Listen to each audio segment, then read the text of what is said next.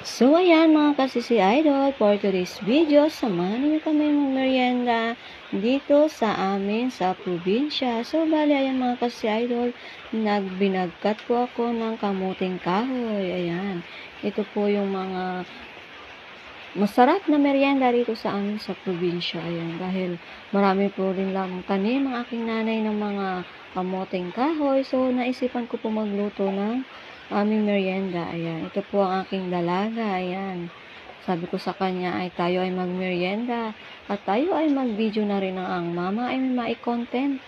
Kaya ayan, for today's video, tayo ay magmerienda mga kasi idol.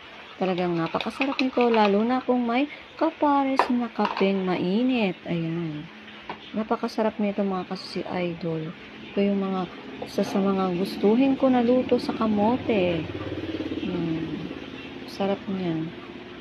Thank you for watching. Have a blessed day, everyone.